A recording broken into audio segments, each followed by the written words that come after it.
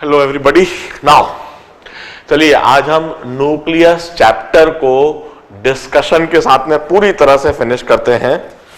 और मेरे पास आज जो डाउट्स आई हैं उन्हें सबसे पहले लिख देता हूं। ऑब्जेक्टिव प्रॉब्लम्स में मुझको लिखवाई गई है डाउट नंबर 15, 18। यह दो डाउट्स ऑब्जेक्टिव प्रॉब्लम से पूछी है। वैसे काफी कम डाउट्स लिखवाई गई है। मैं बड़ा खुश हूं इस बात से कि अधिक से अधिक सवाल आप लोगों ने कर लिए हैं। ऑब्जेक्टिव प्रॉब्लम एडवांस लेवल से जो डाउट लिखवाई गई है that is 11th problem, 11th objective और 21st, 19th और 21st, 19th और 21st।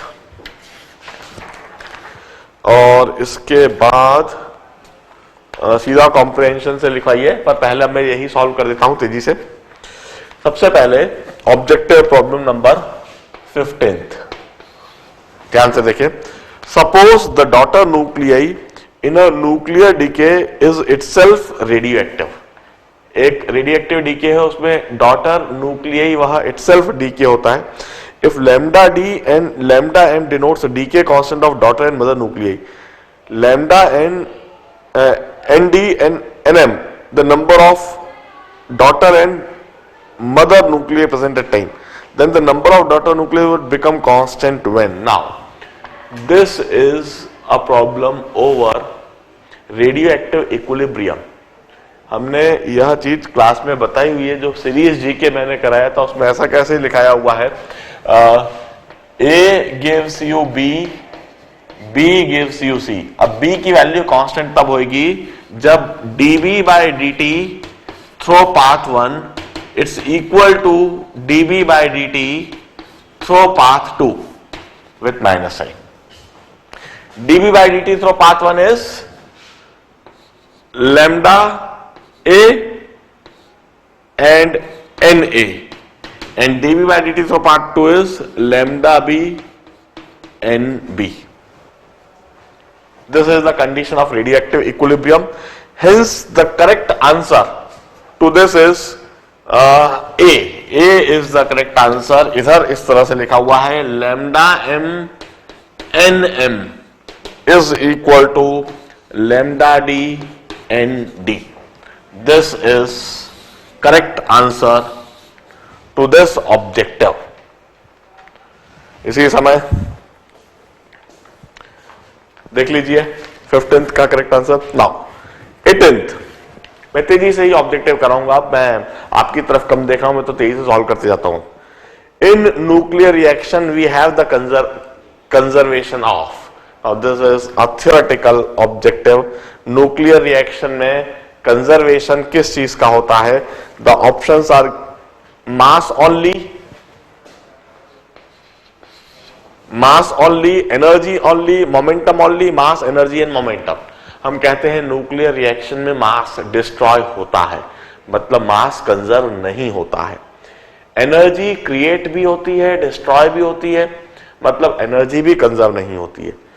मोमेंटम ओनली, यह बिल्कुल सही है। न्यूक्लियर रिएक्शंस में मोमेंटम कंजर्व होता है। Momentum is always conserved. जबकि डी जो है mass, energy and momentum, that is wrong answer. Einstein ने न्यूटन का जो कंसेप्ट था क्लासिकल फिजिक्स में, जो एनर्जी कंजर्वेशन प्रिंसिपल थी, उसको गलत कहा था। जो मास कंजर्वेशन था वह गलत कहा था। मगर आइंस्टाइन ने कभी भी मोमेंटम कंजर्वेशन प्रिंसिपल को कभी भी चैलेंज नहीं करा है। Momentum is always conserved during any physical, chemical और nuclear phenomena where the external force is zero. कहीं पर भी एक्सटर्नल फोर्स जीरो है तो मोमेंटम कंजर्व होगा। न्यूक्लियर रिएक्शन में भी मोमेंटम कंजर्व हमेशा होता है। So this is the discussion of all the objective problem. Now objective problem advanced level, और इसमें 11th प्रॉब्लम डिस्कस कराऊंगा। 11th problem is this. 11th problem में the decay constant of radioactive substance for alpha and beta emission are, alpha emission का decay constant है lambda alpha, beta emission का decay constant है lambda beta. If substance emit alpha and beta simultaneously, what would be the average life of the material? Now, this is simple problem. यह parallel decay पर है, any nuclei A, यह alpha और beta particle simultaneously. Now, this is a problem over parallel first order decay. अब उनने average life पूछी है, हम अच्छी तरह से जानते हैं। देखिए द इफेक्टिव डीके कांस्टेंट, ये पैरेलल प्रोसेस में जो इफेक्टिव डीके कांस्टेंट होता है lambda effective would be lambda A plus lambda B. अच्छा, वो हाफ लाइफ के टर्म्स में पूछ रहे हैं, और हाफ लाइफ के टर्म्स में मैं आपको बता दूं, this half life T A, T alpha would be ln 2 by lambda alpha, and T beta, the half life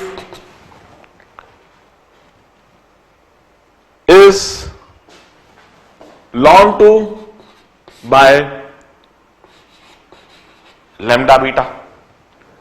और हम अच्छी तरह से जानते हैं पैरेलल प्रोसेस के लिए जो इफेक्टिव हाफ लाइफ है that is given bye 1 by T upon 1 by T1 plus 1 by T2. 1 by T is always equal to 1 by T1 plus 1 by T2. So 1 by T is 1 by T alpha plus 1 by T beta. So half life would be given by T alpha T beta upon T alpha plus T beta. यहां effective half life होगी,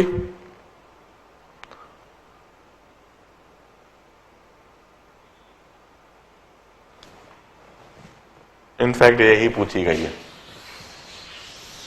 the correct answer to 11th objective is C. This is the effective half life. उन्हें दिया हुआ है T alpha and T beta are half life of individual two process. Alpha decay का decay constant है lambda alpha, half life है T alpha, and this T alpha is given by ln 2 by lambda alpha.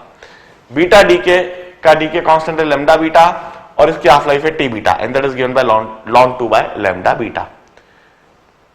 मैंने और भी ढेर सारी information लिख दी, हमें सीधा सीधा लिखा जा सकता था lambda effective is lambda alpha plus lambda beta, and half life 1 by T is equal to 1 by T1 plus 1 by T2. This is half life expression for parallel first order decay. तो इधर से 1 by T equal to 1 by T alpha plus 1 by T beta, and half life of overall process is T alpha into T beta upon T alpha plus T beta. अब 9th objective जरा ध्यान से देखते हैं।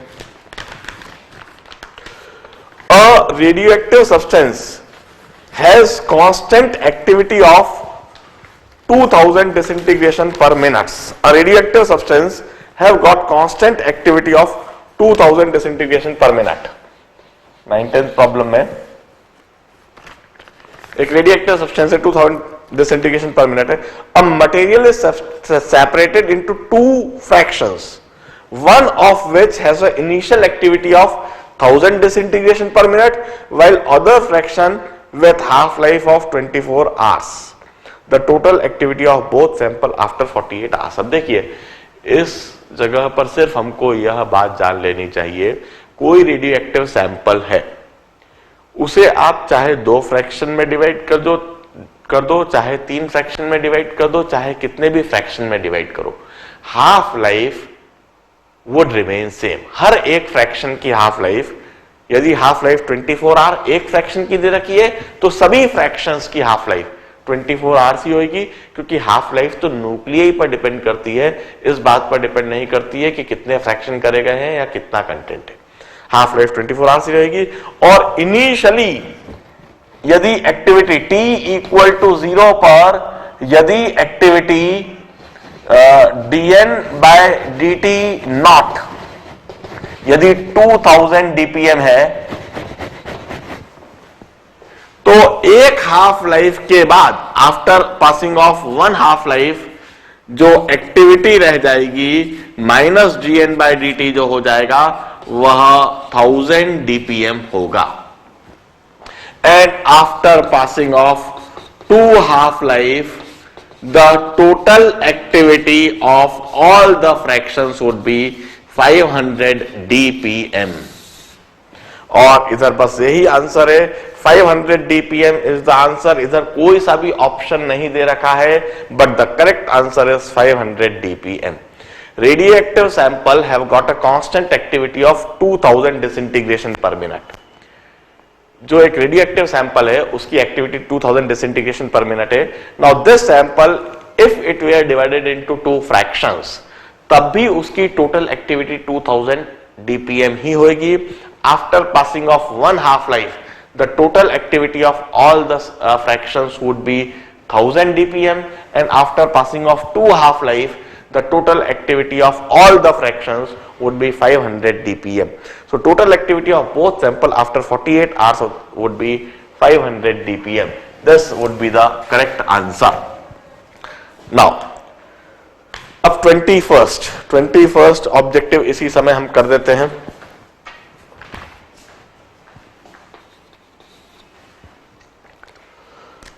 First objective में radon 226 radon और radium gives you 222 radon 88 and 86। इसका मतलब साथ में एक अल्फा पार्टिकल निकल रहा है, इसका मतलब साथ में एक हीलियम निकल रहा है। Half life is 3 days। Starting with 1 mole of radium in a closed vessel, 1 liter at 27 degree centigrade, pressure developed due to helium after 2 days would be। अब देखिए, एक मोल लिया गया है और after passing of 2 half life बात की गई है। After passing of 1 half life half mole decay हो जाएगा और हाफ मोल बचा रह जाएगा। And after passing of 2 half life 1/4 mole बचा रह जाएगा और 3/4 मोल डीके हो जाएगा। तो 3/4 mole of helium gas would be formed. Moles of helium gas would be 3/4 moles. 1 litre vessel है, 27 डिग्री सेंटीग्रेड है। प्रेशर अब हम डिटरमाइन कर सकते हैं। Will apply this formula PV equal to nRT। Universal gas equation हम apply करेंगे। Universal gas equation apply करके मैं प्रेशर मुझे निकालना है। वॉल्यूम 1 लीटर, N की जगह 3/4, R की जगह 0.0821 और टेम्परेचर की जगह 300 मैं यहां अप्लाई कर दूंगा और इधर से प्रेशर के लिए मैं सॉल्व कर लूंगा। That pressure would come out to be 3/4 3 cancelled 8.24 into 3 8.24/4 8.24/4 that comes out to be some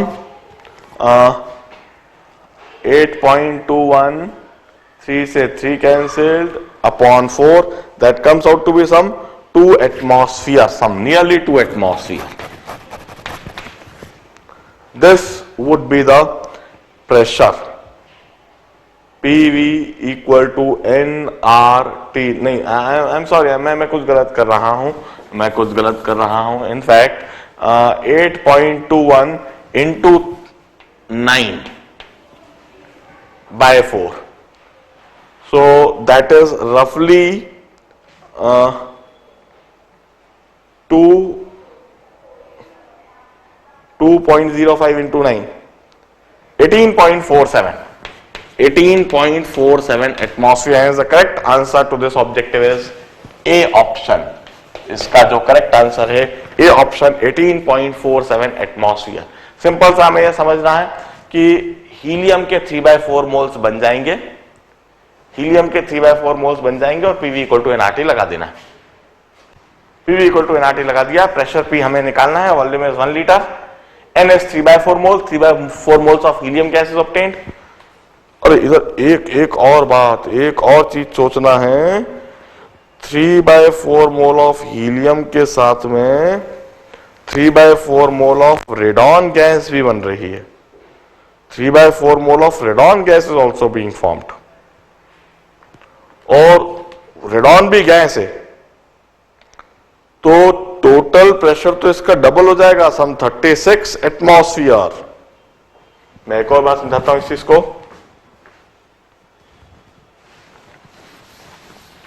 देखिए, I am solving 21st problem. Radium, यह एक सॉलिड है 22688.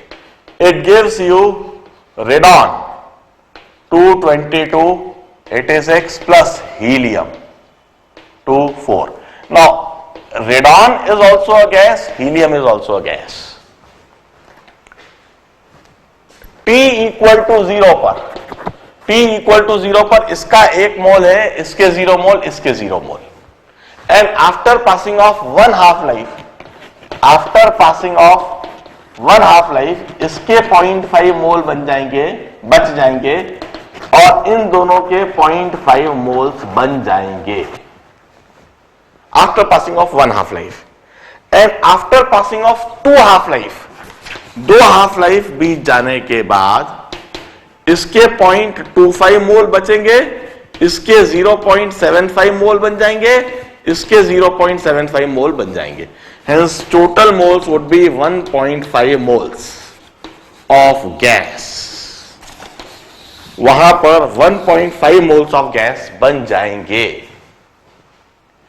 ध्यान रहे, रेडियम सॉलिड होता है, मगर यह डीके होने के बाद हीलियम गैस और रेडॉन गैस 2 गैस दे रहा है। अब once again PV equal to NRT लगा रहे हैं। प्रेशर हमें डिटरमाइन करना है। वॉल्यूम 1 लीटर है, एन की जगह 3/2, आर की जगह 0.0821 और टेम्परेचर की जगह 300। हम कहेंगे द प्रेशर इज रफली, अब मैं कैलकुलेट कर देता हूं, 3 × 3 9 into 100 8.21 4.1, so this comes out to be roughly 36 atmosphere. एक भी ऑप्शन ऐसा नहीं है, मैं तो डी मार्क करूंगा, none of them, D mark करूंगा, नन इज करेक्ट। 18.47 भी नहीं है, 24.63 भी नहीं है, 12.32 भी नहीं है। The correct answer is some 36 atmosphere. इस तरीके से इस प्रॉब्लम को सॉल्व करा जाना चाहिए।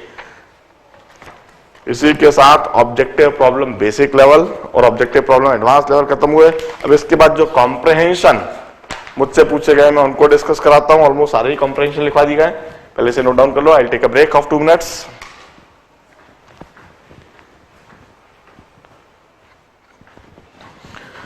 Now after discussing objective problem basic level and advance level, the next public demand is in fact all the comprehension, comprehension A, comprehension B, C, D, E, F.